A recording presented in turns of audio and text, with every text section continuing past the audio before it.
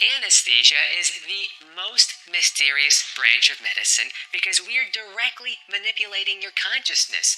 And in modern medicine, we don't understand consciousness, so it's a bit like probing the unknown. But it's a highly secretive and private unknown that we're directly dealing with in the most vulnerable moments of your life when you're having surgery. And we rarely tell patients the details of what happens. I'm Dr. Anthony Cave, a Stanford and Harvard-trained anesthesiologist and integrative medicine specialist. And I find it baffling that in movies, they treat general surgery and anesthesia as like taking a nap while your body is cut open. That cannot be farther from the truth. That's because anesthesia, whether the liquid like the propofol I'm holding here, or the gas that comes out of the ventilator here, deactivates the nerves in your brain, but also the rest of your body so that your body can safely tolerate the surgery and being cut open. And this is where the chaos ensues, because as we deactivate those nerves, it causes chaos throughout all of those organs in your body that are being shut down slowly, like your heart, your kidneys, and your muscles.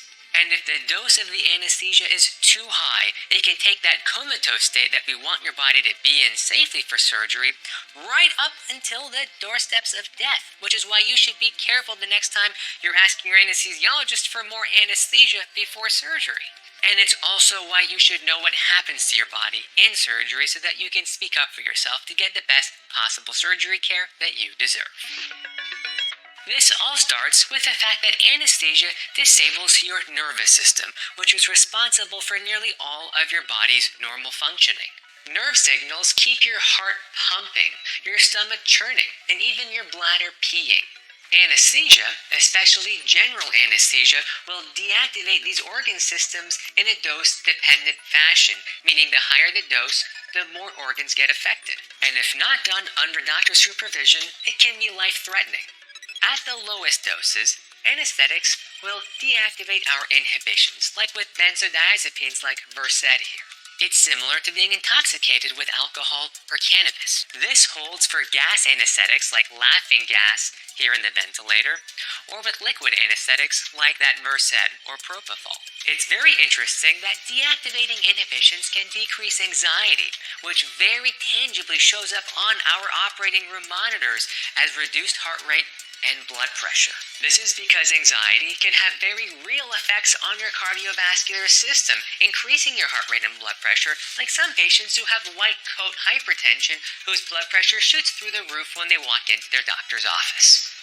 And yes, as patients begin to feel more relaxed, they'll begin to say silly things. I could write a whole book on the silly things that the last 10,000 patients I've cared for have blurted out when they had that de-inhibition from anesthesia, but I'll save that for a different video. As the dose of anesthesia increases, more systems begin to go offline.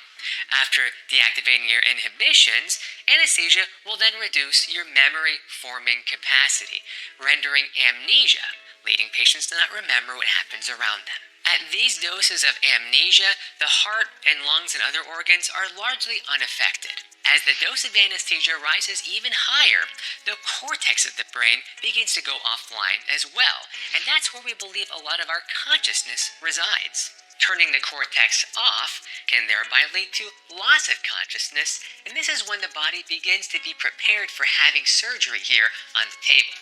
Unfortunately, at those doses, the rest of the organs begin to go out of whack as well. Just a reminder that if you're learning something new about your body, please hit that like button and share what you've learned with your loved ones, especially if they're having surgery. Learning what happens to your body is so important so that you can feel more empowered to speak up for yourself and advocate for yourself in these scary situations. If you don't know what's happening to your body, how can you know what questions to ask to get the best possible care that you deserve? Now, as the dose of anesthesia goes even higher and those organs go offline, your anesthesiologist needs to have a whole host of life support tools here to help keep you safe and alive during your surgery. As those organs go offline, so do your brain and spinal cord's reflexes, which will help your body tolerate the surgery by not reflexively kicking the surgeon, but will also turn off your brainstem's reflexes to breathe. And this is why we need to place breathing tubes like what you see here to keep your body breathing while you're unconscious and your brainstem is deactivated during surgery. And this is one of the scariest parts for all anesthesiologists, because if we cannot get this breathing tube in place quickly and we can't get oxygen to your brain could suffer a stroke or your heart could have a heart attack. Remember that your brain can only go a few minutes without oxygen before the tissue begins to die, and a little bit longer for your heart, but not that much longer. Unfortunately, the duration of action of medications like propofol that put you to sleep and paralyzing medications like succinylcholine here to help us place that breathing tube for you can be minutes, which can be longer than the time that it takes for your brain to suffer a stroke, meaning that we need to very quickly get that breathing tube placed, because if we can't get it there in time, your body will still be asleep as your brain begins to lose its tissue. Fortunately, in the 21st century, we have so many fancy tools, like literal cameras that we place into your throat to place a breathing tube so that we minimize those risks to very, very low levels. Literally, seconds matter here. Next, after we deactivate your brainstem's breathing reflexes, anesthesia doses can go higher and turn off your heart's reflexive beating, and we need to have a whole bunch of medications available to raise your heart rate and blood pressure so that we make sure that blood and nutrients are reaching your vital organs. If dealing with low heart rate and blood pressure wasn't challenging enough, the opposite can also happen when you're having surgery back here, because surgical stimuli, like being cut open, can also raise your heart rate and blood pressure if your body's reflexes are not completely abolished. And that's why we need to use medications like medication-grade opioids like fentanyl to keep your body relaxed and calm. The same thing can be accomplished with medications coming out of the ventilator here, like the anesthesia gas, or with medications like ketamine, or beta blockers like labetalol and metoprolol that we have in all of our anesthesia carts. Now, the important point here is not to artificially lower heart rate and blood pressure with beta blockers if the patient might be a little bit awake and actually feeling the pain. That means you need to give more anesthesia to lower the heart rate and blood pressure, not just artificially sledgehammer it down with those medications. In addition to the ventilator here and the breathing tubes and all the medications that we have in our carts, we also need to have electricity available, because sometimes the heart might just stop beating altogether if the dose of anesthesia is too high, or if the patient has pre-existing heart disease. The rule in emergencies in medicine is Edison before medicine, meaning that we need to shock the heart before scrambling to find medications to give in the IV if a real emergency is happening, especially here in the operating room. Fortunately, emergencies like this are very rare in healthy patients having routine elective surgeries, but your anesthesiologist needs to be prepared 24/7 to manage a crisis if it happens. It's very similar to piloting an airplane, where the majority of the flight goes just fine, but the pilot has to be on edge and ready to go the second crisis hits.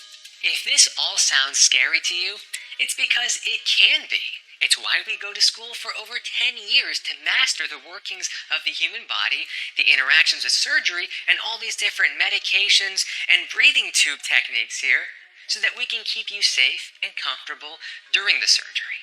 And there's a lot that you can do to also increase the safety of surgery. Things like telling your doctor about any recreational drugs you use, especially stimulants like cocaine or methamphetamines, or cannabis, which can completely change your body's response to certain anesthetic medications. Your heart health, your lung health are all very important to tell your anesthesiologist, because that also impacts the medications that we give you, as you can see. And never underplay the importance of your mental health.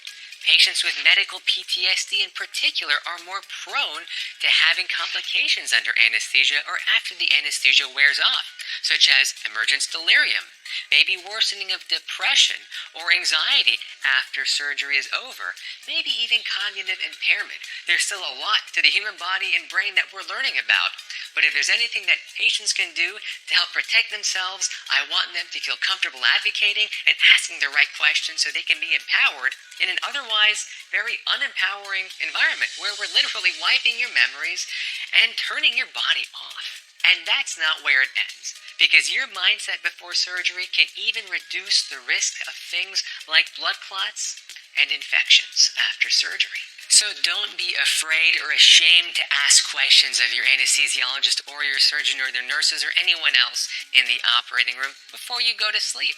The better prepared you are, the better you can advocate for yourself to get that care that you deserve. If you learned something new, please hit that like button and share what you've learned with others. Let me know in the comments below what else you want to learn about in the mysterious medical field, and remember to think twice before willy-nilly asking your anesthesiologist for more anesthesia next time.